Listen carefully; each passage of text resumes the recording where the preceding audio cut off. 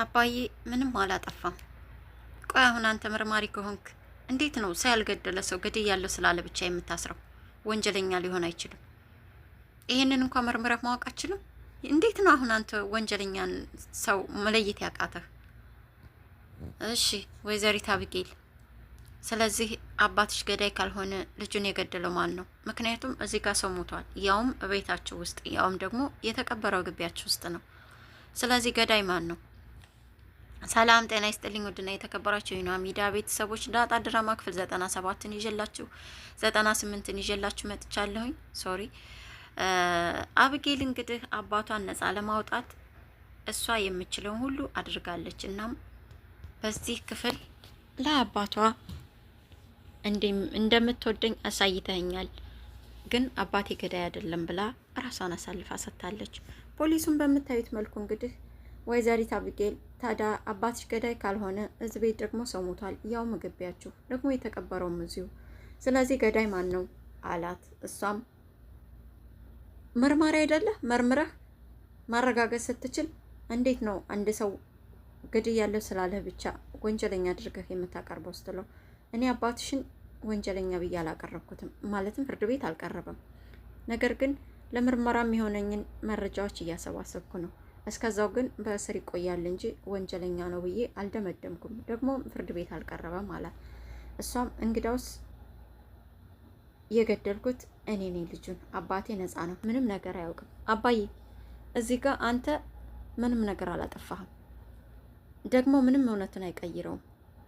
አንተ እኔ ነኝ የገደልኩ ብለህ እጅን ብትሰጥም ህግ ደግሞ እውነቱን አጣርቶ ይደርስበታል። ያኔ ለእኔ ምንም ጥቅም የለውም። በእርግጥ እንደምትወደኝ ያሳይተኸኛል። ስለዚህ አሁን አንተ ነፃ ነህ፣ ምንም ነገር አላጠፋህም። እኔ ነኝ የገደልኩት ደግሞ እቤቴ ድረስ መጥቶ ሊገለኝ ስለነበር ራሴን ለመከላከል ነው ብላ ከተናገረች በኋላ አብጌል በቀጥታ ወደ ፖሊሱ ነበር የቀረበችው።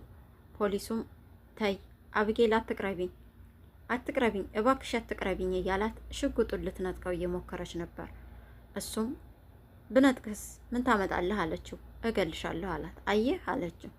ልክ እንዳንተ ነበር እኔ የሚያደርኩት ብላ የእሷን ችግር ለማስረዳት ሄደችበት ርቀት በጣም ነው የሚገርመው። ምንም ቢሆን ያው ራስ ወዳጅነቷን በዚሁም ለማሳየት እየሞከረች ነው። ነገር ግን አንዳንድ ነገሮች እውነት አላቸው ያስብላል። ያው ልጁ የመጣው በእርግጥ ሊገላት አልነበረም፣ እንዳየ ነው እንዳሰበውም ሊገላት አልነበረም። እሷ እንዳሰበችው ሊገለኝ ነው ብላ ስላሰበች ግን መግደል ባይኖርባትም ገደለችው ማለት ነው። እሷም አሁን ሊገለኝ ስለመጣ ገድየዋለሁ የሚለው እውነት አለኝ ብላ ነው እየታገለች ያለችው። ቢሆንም ህግ ይህን ይፈቅዳሉ፣ ወደፊት አብረን የምናየው ይሆናል። እናም በዚህ መልኩ ራሷን አሳልፋ ሰጥታለች። መርማሪ ፖሊሱም አባቷን ለቆ አብጌልን ይዞ ሄዷል። በዚህ ሰዓት ነበር ውሃዬ እጅግ በጣም ያዘነችው። እሪ ያለች እህቴን ልቀቃት እመተዋለሁ እያለች ፖሊሱን ለመማታት እየታገለች እየተገለገለች ነበር። ሁሉም ግን በምታዩት መልኩ ደንግጠው እናቷ ማርታም ናታንም ጭምር አስገርማቸዋለች አብጌል። አባቷ ደግሞ የኩራት ጥግ ተሰምቶታል።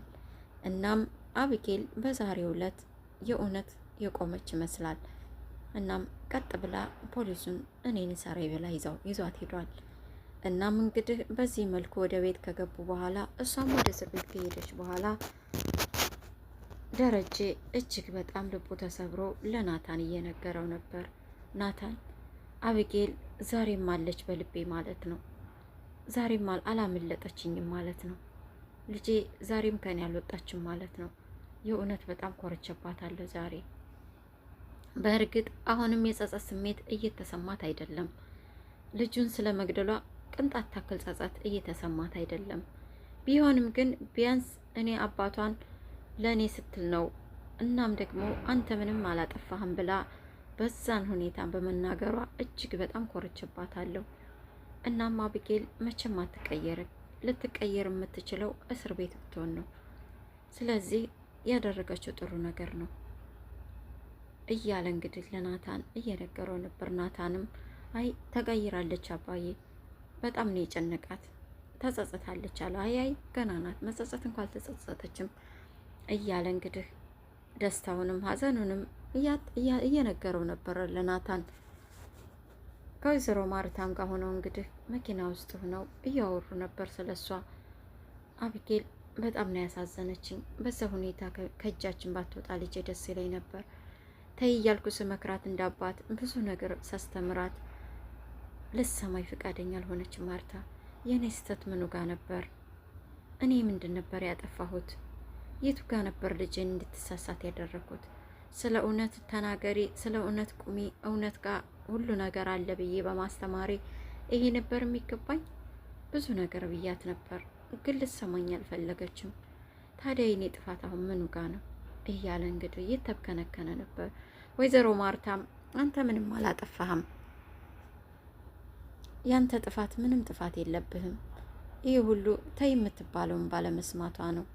እናም ችግር የለውም ተዋት፣ አሁን የተወሰነ የተጸጸተች ይመስላል አለችው። እሱም አያይ መጸጸት እንኳን አልተጸጸተችም፣ አላየሽም እንዴ ፖሊሱን ሽጉጡን ቀምታ ልታስተምር የሞከረችበትን መንገድ?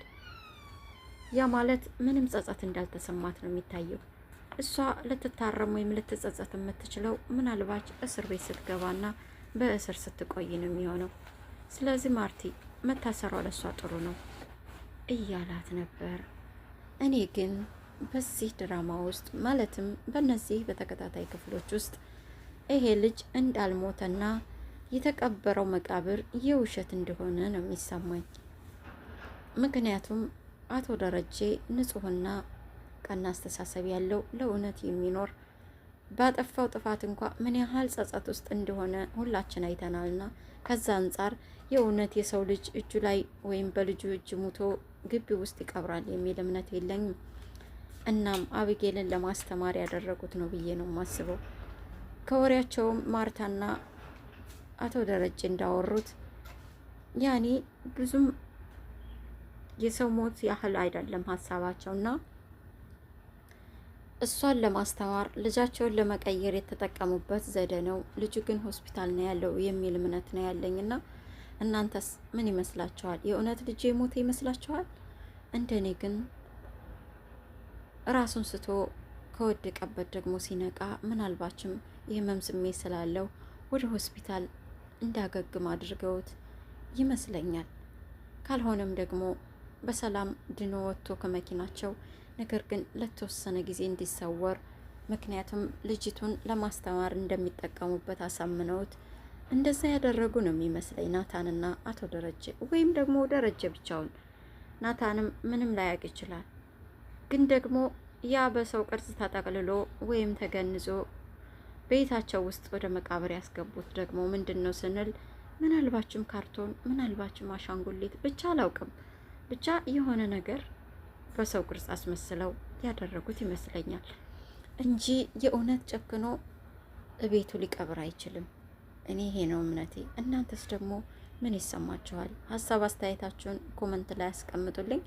ወይዘሮ ማርታም ደግሞ ልጇ በሰው መግደል ወንጀል ተጠርጥራ ወደ እስር ቤት ወይም ደግሞ ወደ ወህኒ ቤት ልትወርድ እያለች ያን ያህል የሀዘንና የጭንቀት ስሜት አላየሁባትም። አዝናለች ወይም ተጨንቃለች፣ ግን እንደ እናት በተለይ ደግሞ እንደ ወይዘሮ ማርታ እናትነት ሀዘኗና ደስታ ሀዘኗና መደንገጧ በቂ ነው ብዬ አላስብም።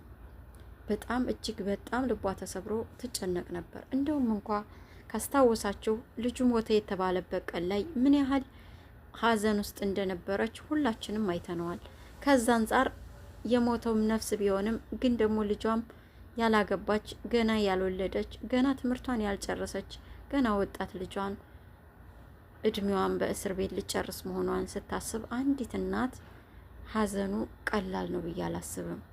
ይህን ደግሞ ማርታ ላይ አላየንባትም። ይሄ ሁሉ ነገር ተደማምሮ ልጁ በህይወት እንዳለ ነው የሚያሳየኝ።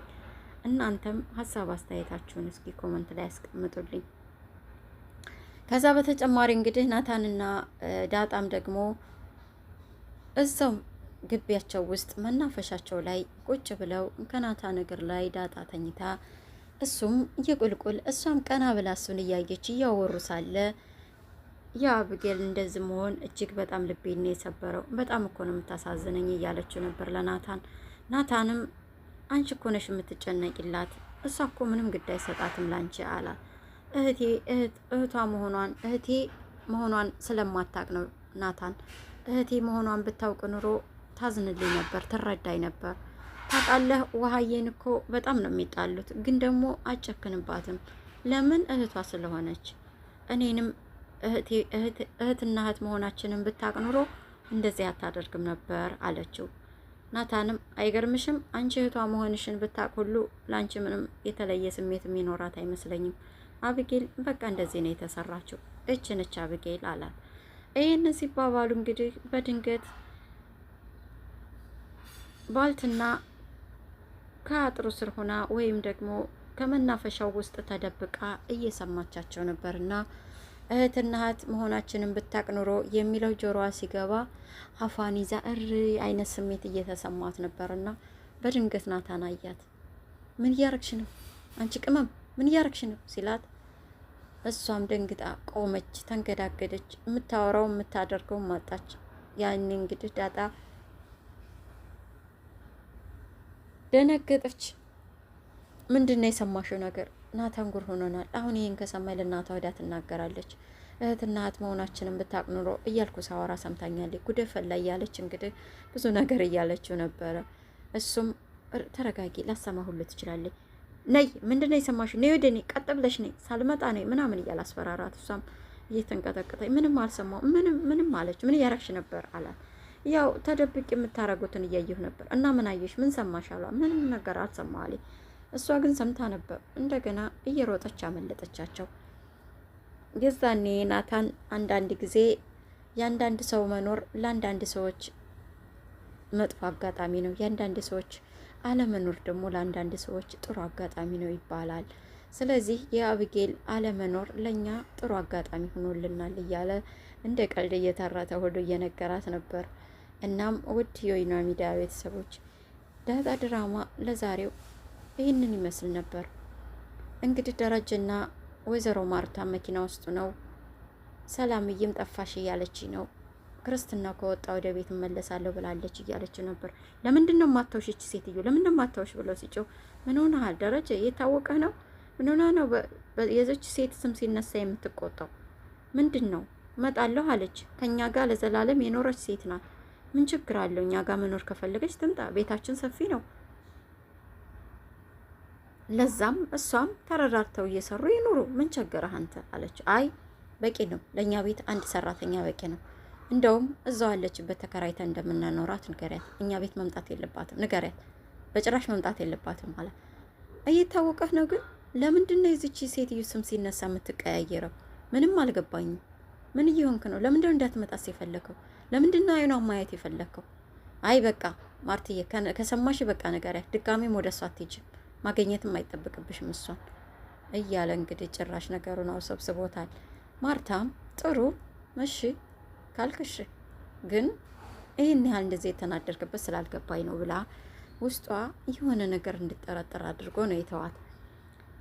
እሱም እንግዲህ በዚህ መልኩ በቃ አሁን ልብስና ምግብ አዘጋጅተውላት ከሆነ ይዘንላት ወደ አብጌል መሄድ አለብን ተባብለው ከመኪናው ወደ ቤታቸው ሂደዋል። ግን ያው ወይዘሮ ማርታ ውስጧ የሆነ ነገር እንደጠረጠረች ወይም እንዳሰበች ያስታውቃል።